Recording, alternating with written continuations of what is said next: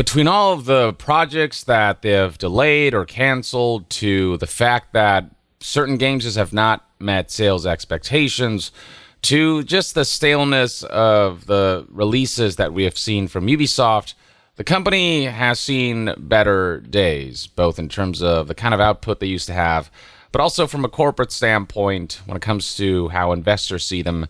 There's not a whole lot of confidence, and Ubisoft was hoping that Star Wars Outlaws would allow Ubisoft to highlight that there's strong tidings ahead, but alas, it would seem as though Star Wars Outlaws, despite having the Star Wars name behind it and it being one of those, big open world experiences, it ultimately failed to meet certain expectations that would allow investors to feel more confident. And so we saw Ubisoft's stock value decline. So we have this report from Video Games Chronicle, this tweet that reads, Ubisoft share price has fallen to a near 10-year low since the release of Star Wars Outlaws. Analysts are attributing it to a poorer than expected start for the game and a sharp decline in interest in X Defiant. So you got Star Wars Outlaws, which is one of those big single-player experiences with some microtransactions and monetization elements here and there. And then we got X Defiant, which is a proper live service, their take on Call of Duty, essentially. And that has apparently, it had a spike at the beginning, and then numbers have declined since. More information about Star Wars Outlaws specifically and its performance can be found in this article by news outlet Reuters, which is where the original report came from. It reads right here that the French publisher Ubisoft's shares fell on Tuesday for a second consecutive day following a sluggish performance of its two recent releases.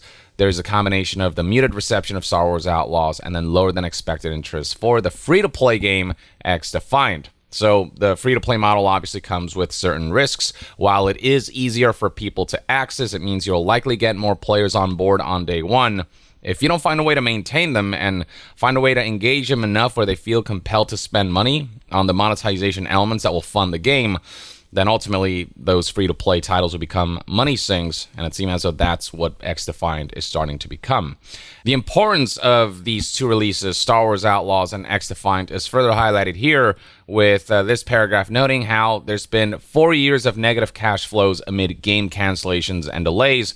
And so Ubisoft was hoping that these two games would make up for it. But with both of these titles falling short, Ubisoft, from an optics standpoint, is finding itself in quite a pickle. Now, right here, we have somebody from JP Morgan, an analyst, Daniel Kervin, who said, Star Wars Outlaws has struggled to meet our sales expectations despite positive critic reviews. While it's true that Star Wars Outlaws critical reviews are leaning more towards positive, that doesn't necessarily mean that the reviews have been stellar either.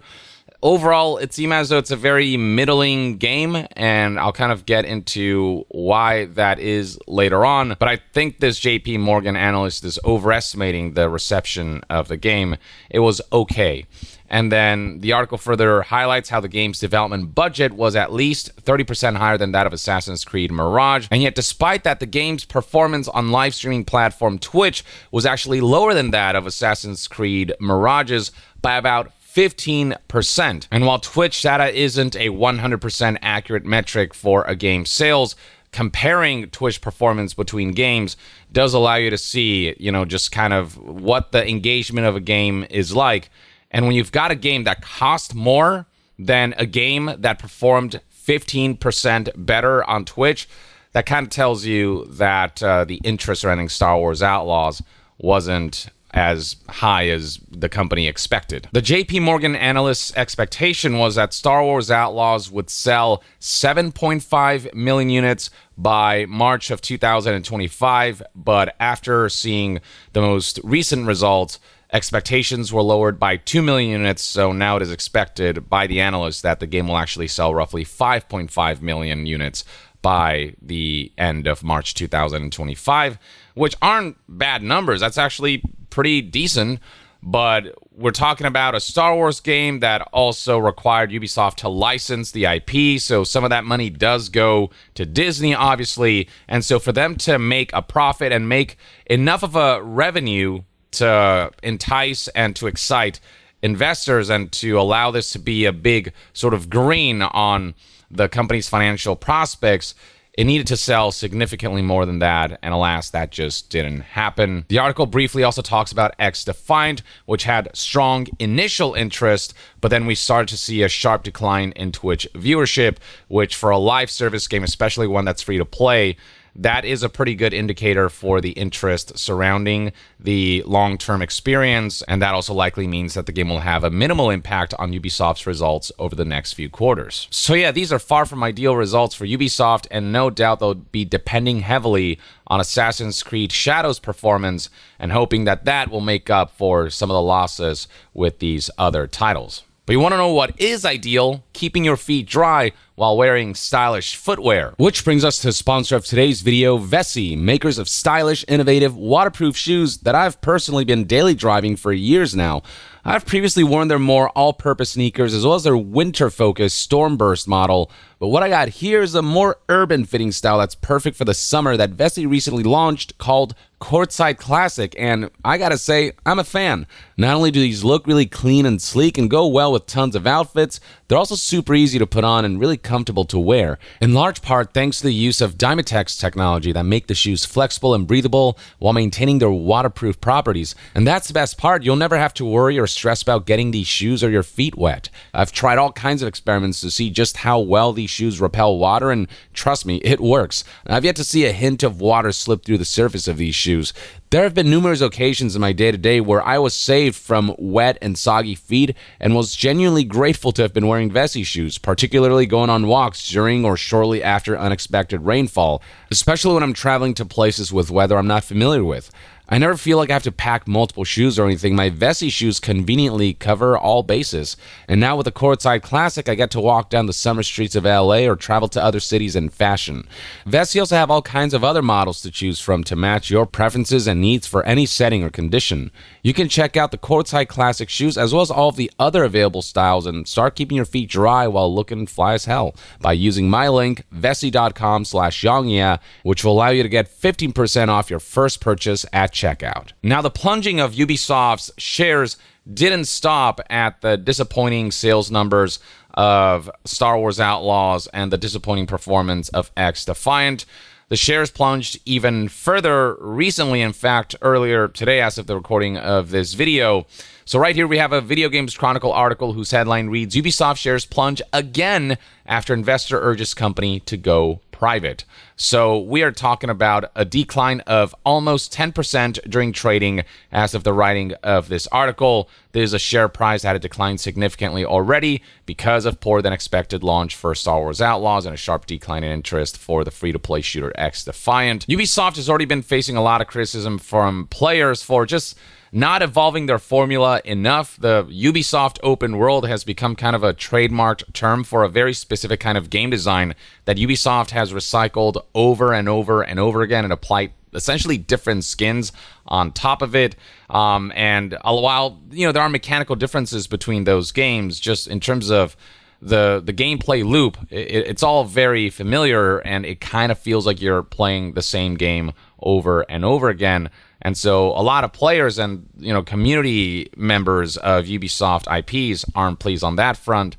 But then when it comes to investors who are kind of the real customers of these corporations, we're getting to a point where hedge funds like AJ Investments are publishing open letters calling for strategic and structural changes at Ubisoft, and even calling for the resignation of CEO Yves Guillemot, calling for his replacement because they believe that his leadership just isn't doing it for the investors who want to see this company grow and its share price have sort of a confident incline so that they can make money off of their investments. So apparently, hedge fund AJ Investments urged in this open letter to the board to consider taking the company private, and then beyond that, implement a comprehensive cost reduction program and optimize staffing levels to be more comparable with industry leaders. On top of that, increase its focus on core IPs, so your assured moneymakers like, Assassin's Creed, you can say what you want about those games, but they sell tremendously well. Valhalla, I think, just did incredible numbers for Ubisoft, and Shadows, I think, is also likely going to do really well for the company. And then they're asking Ubisoft and the board to consider replacing its current CEO, Yves Guillemot, on top of everything else. So yeah, investors are kind of getting sick and tired of Ubisoft's old ways of doing things. And you can see the 2 declines that have been reported if you go and check out Ubisoft's stock chart. You can see right here from August 30th to September 3rd, which is the launch window of Star Wars Outlaws, there was this significant decline, and then we're seeing the second decline happen. And then if we look at the overall chart of Ubisoft stock throughout its history, you can see just the peaks that it achieved before we saw the stock price fall to historic lows that, yeah, numbers that are comparable to what we saw 10 years ago, you know? So not the best of times for corporate Ubisoft. And that's worth asking the question, why did Star Wars Outlaws not meet sales expectations? Why was there not the kind of excitement that you would expect out of an open world Star Wars game? It certainly didn't help that Star Wars Outlaws didn't release on as many platforms as possible, while it did release on Xbox and PlayStation. We didn't see the PC version launch on Steam, and I mean, the Steam community is absolutely massive. The platform is considered the standard for digital PC gaming, and to continue with this exclusivity for Ubisoft's platform when that's just kind of an inconvenience that people don't want to deal with, that likely played a bit of a role. And then matters aren't helped by the fact that the reception of Star Wars Outlaws, while generally positive with a Metascore of 76, you know, it didn't blow people away per se. Obviously, we got some scores that are pretty high, but a lot of them sit sort of in the 80s and the 70s and a couple 60s and even some 40s here and there. So these are not stellar scores, and a lot of them say the same thing, that, you know, it's not that this game is awful or that there isn't some enjoyment to be had. There are some positive aspects to this game, especially how the world was realized, where it authentically feels like Star Wars, the presentation and the characters and all that stuff's well done. But when it comes to the gameplay, combat feels a little basic, the activities feel repetitive.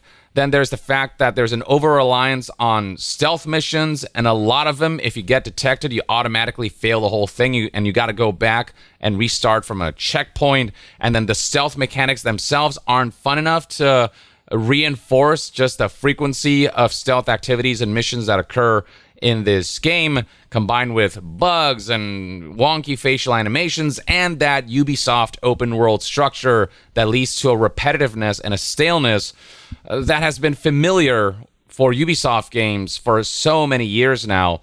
And as someone who's kind of played the game a little bit, the game did have that initial period where it felt really cool to inhabit this world. But then as I played the game more and more, I was having fun.